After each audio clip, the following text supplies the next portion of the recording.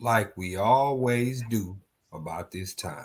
I am Cornbread Capone, and this is Unpopular Honesty, the home of brutal honesty and real hip hop music. And today, my special guest is Dusty Haze. What's going on with you, brother? Chilling, chilling. Just got out the studio recording. Still sitting in it right now. All right. I have to ask, what genre of music are you in? Are you involved in? As many as I can get my hands on. I currently have over 700 unreleased tracks across 15 genres: hip hop, R&B, country, soft rock, hard rock. I got some reggae, some EDM, some jungle, some D&B, all kinds of stuff. So you're just an all around artist. If somebody asks, how would you define your music? You could just say Yeah. I tell people universal. I had to learn how to be a performer. I'm a writer turned performer. I'm a good writer. Okay. And do you remember when you started writing records? I remember my first song. It started with poetry. I've been writing poetry since I was a kid, but it was 10 years old, sitting in detention. Song about Texas and a bluebird. Absolutely terrible, but yeah, I remember my first one. Do you remember your first professional, the first time you professionally made music?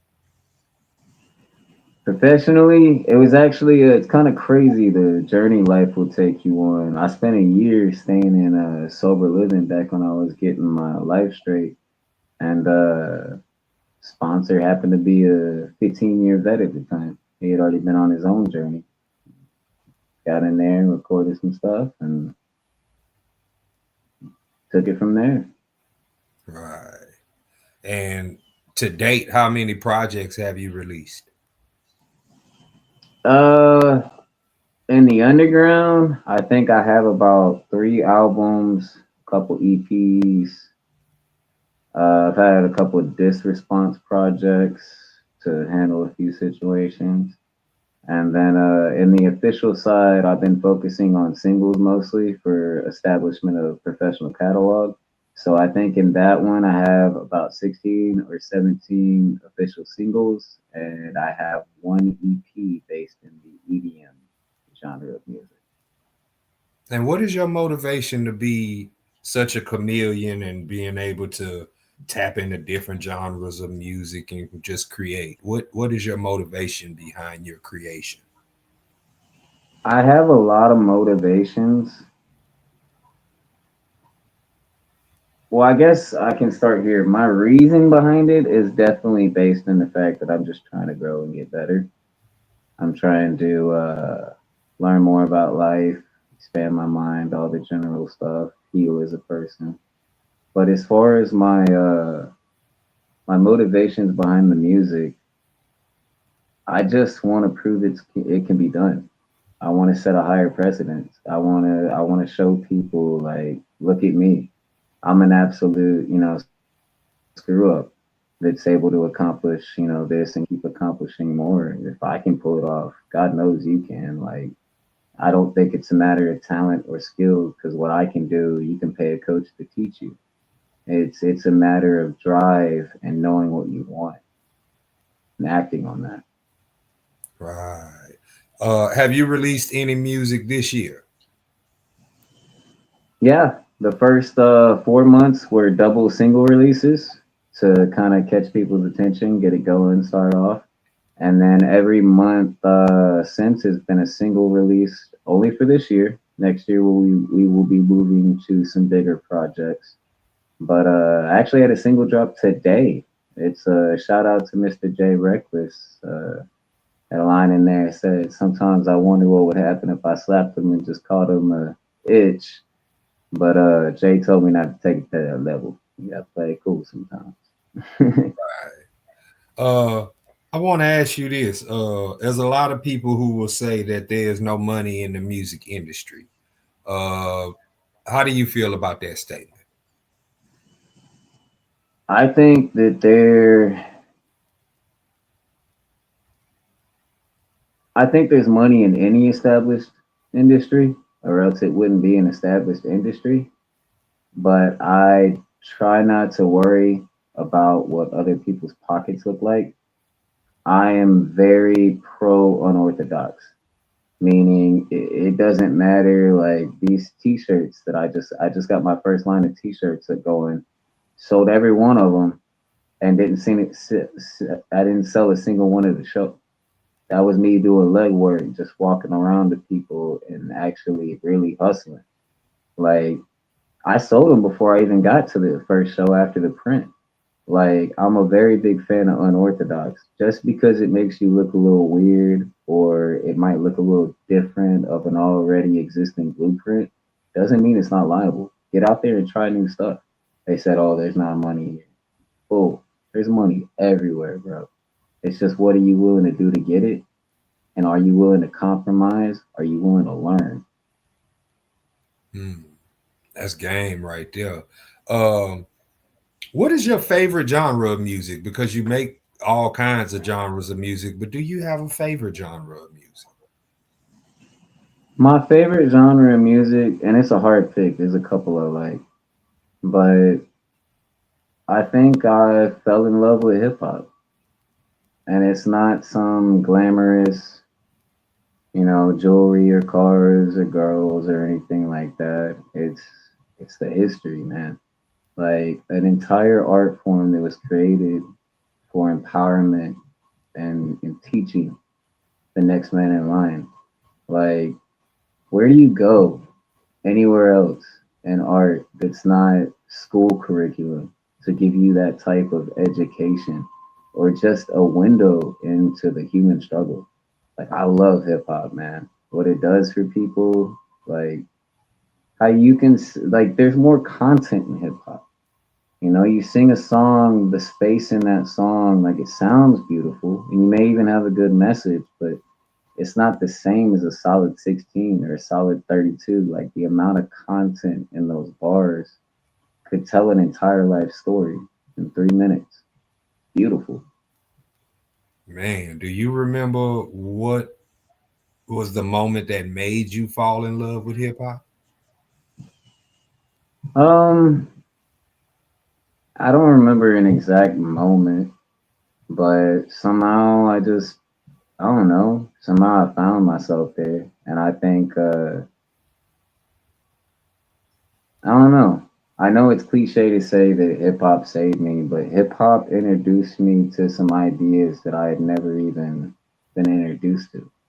Like certain artists, because they were already sacrificing for this genre, were able to give me information that no one in my life was teaching. So it's like I can't pinpoint an exact moment, but it's been a guidance to me for as long as I can remember. Like I remember 106 in Park or flipping between, BT playlist and stuff like that, living room mornings. Yeah. I mean, it's similar. Some of the things you're saying is similar to me because, like yourself, I'm a fan of being unorthodox as an artist as well. And then a lot of my upbringing, I was watching Yo MTV Raps and Rap City before it became the basement. Uh, and I was watching 106 too when it started. You know what I'm saying? So I can relate to looking at something and being inspired by it, or already being inspired and then looking at the inspiration every day. I ask everybody this question. I'm gonna ask you. Um, I used to ask five, but now that hip hop has went past the point of 50 years, I feel five isn't enough. So, does Dusty Haze have a top 10 best rappers? Top 10 best rappers. I think anyone that knows me personally is going to say it's not in this order. I got a certain love for my top two. They're my biggest inspirations. Top two got to be Kendrick Lamar and Mac Miller. Like I've been listening to them since. Oh man, it's like dude, they put me on concepts, dude. Yellow Wolf's up there. Not because of any extreme, good style, but because the dude came out trailer park dope dealing. Like that's real. Yeah. Um, KRS One's in there. Wu Tang, Bone Thugs. Um, I gotta say J Cole's in there. Um, try to think who else. Zero. I'm gonna go with Paul Wall. And my last one, you may not know him. He doesn't always. He's multi-genre, but what he's doing in the world side of music right now is beautiful. What he's doing for mental health patients. But Ren, Uh-huh. that dude is nasty, man. Okay. You said something earlier about you being a writer who turned into a performer. What was the process of turning you from a writer to a performer? I fell in with a crew and a group of people when I first came into this, and we were on like had to have been like a 2 year streak of I was doing open mics almost twice a week sometimes. But basically doing the work. Like I got a bunch of people that's gonna hate me for this one, but stop using backing tracks. Like you want to make it to an international level, and you don't even have your own lyrics memorized. You're gonna go out in front of 200,000 people and ad lib. Another thing is when I started, this is why I'm very upfront about this. I ain't playing no image. I want you to know you can do it too. When I started, I was holding onto a mic on a stand like this with a notebook in front of my face. Even if you got to start there, dude, literally whole body shaking because I came out of being a hermit, bro. If you got to start somewhere, that's the only thing that really matters is that you did start. You will figure out the rest along the way as long as you stick to it. Yeah, and what you just said is a very important message because somewhere there are people who have talent within music, but for some reason they stay behind closed doors for a lot of different reasons. Some of them have a fear of rejection. Some of them, they don't, they music is subjective. And if you come out playing your stuff, you run the risk of somebody saying, "Oh, I don't like it." But you can't let Some that get of it, you discouraged. You know some what I'm of it's saying? what we're doing in our own community. That's another thing. It's about unpopular honesty. Some of it's what we're doing to our own community. Someone comes out and pours their heart and soul into something, comes out with a good piece, but it's not quite there professionally, or we take it as a threat. Oh man, that could be, potentially messing something up. I'm going on. There's money everywhere, bro. I guarantee you it ain't messing your stuff up. Like, instead of beating the hell out of that person, we can pick out everything they're doing wrong. How about we lift our own community up, our own brothers and sisters? Like, that's another thing. Some of it's us. It's not all about the money. Sometimes it's about the love. Yeah. Uh, what's been the best part of making music, and what's been the worst part of making music, from your honest opinion? I think and forgive me if I'm goofy on this one, but I think one of the best things, it's a feeling as well as a physical thing. When you watch, because like let's not pretend like some of us musicians, there's a reason why we're so good at it. Like it's a broken piece of us, and you'll watch somebody come in after such hardship in life, and like they'll find semblance or like a home in the music, and you'll watch that light in their eyes come back, where it's like they show up looking a little run down, and by the end of their first go through a song, there's like they're smiling out of their eyes. Like, I love that shit. The worst thing that I've had to deal with is probably the I'm gonna say the money. I don't know what it is about money, but money does something to people. Like, yeah, it'll mess up the best of us. And it's not even the money; it's the ideology that we put behind it. Yeah, that's real, man. Uh, mm. Do you have any plans in the future? Is there a dream collaboration that you have that you would like to make happen? Oh yeah, it's gonna happen. Don't get me wrong. I would have loved to work with Mac, but I think may he rest in peace. That's not happening. I love to work with Kendrick, but it's less about working with Kendrick and more about having a conversation with him. I'd love to talk to him one day. But if there was one artist in this world that I would do like, oh man, I'm working with him before I die. Dr. Dre.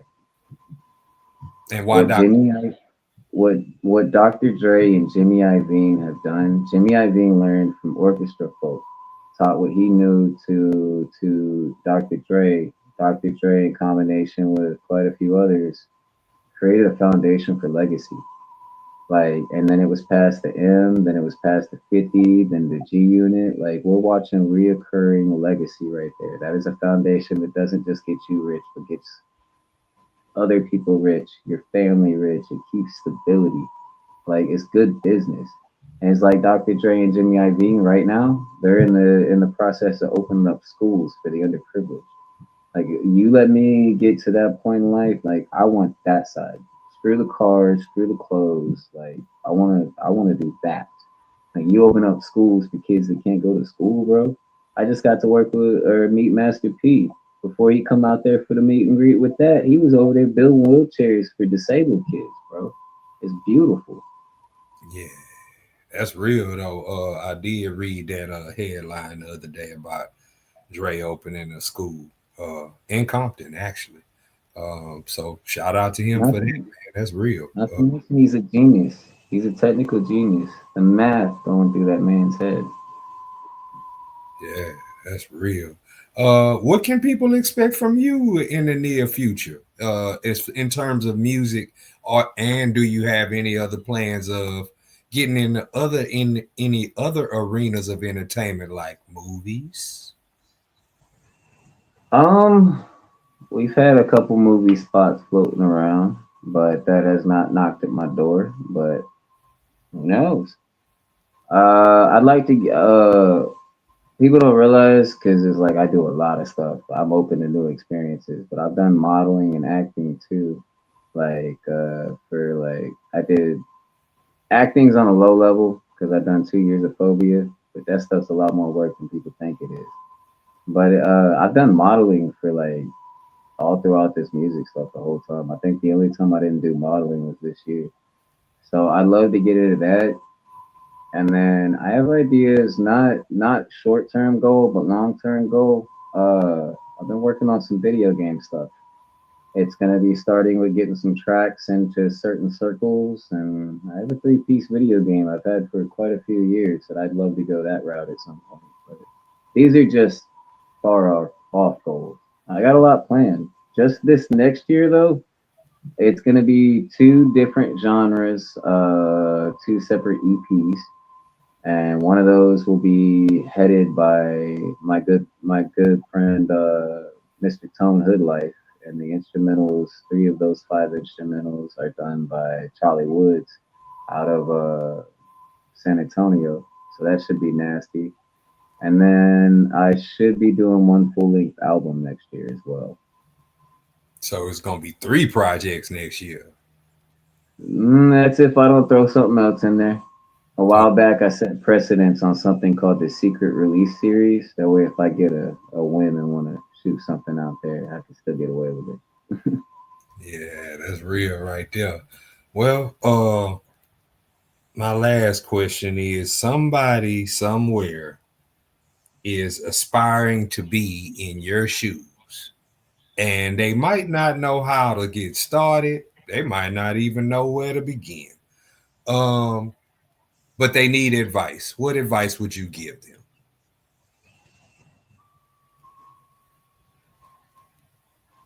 People are going to call you crazy. People are not going to look past who you've always been. And people are in no way going to be able to see your vision. So cherish the few people that do. Don't ever question yourself beyond whether or not you're actually harming someone or yourself. And no matter what semblance of success that you manage to formulate or get a hold of, don't forget to enjoy the process.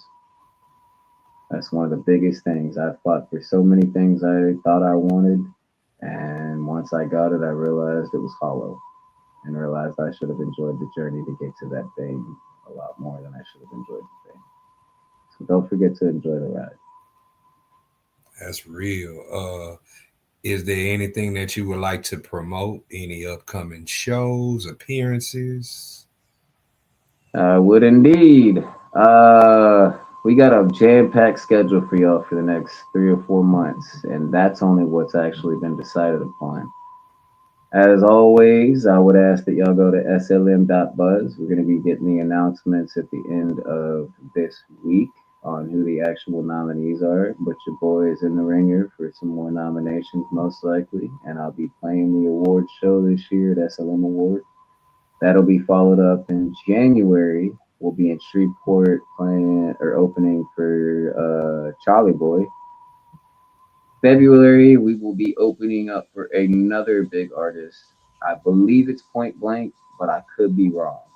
And then March 13th is the cream de la crop, the cherry on top, as we open up for Mr. 50 Cent himself. It's going to be a hell of a lineup. That is what's up, man. Congratulations for all that work you about to put in. Hey, but you know what? You got to shout out Reckless, man. He's a kick ass manager, dude. And he's been more than a manager, he's been a mentor in some ways as well. Shout And out to Jay Reckless. You know what I'm saying? Man, I appreciate you taking time to holler at me. This has been a very interesting conversation, and I hope that people paid attention. You know what I'm saying? Because you said a lot of things that are very necessary and needed right now. You know what I'm saying? On behalf of Mr. Dusty Haze and the good people at One Man Records, I am Cornbread Capone. This is Unpopular Honesty, the home of brutal honesty and real hip hop music. And until next time, everybody, peace and love, because that's what the world needs in a major way. Peace and love.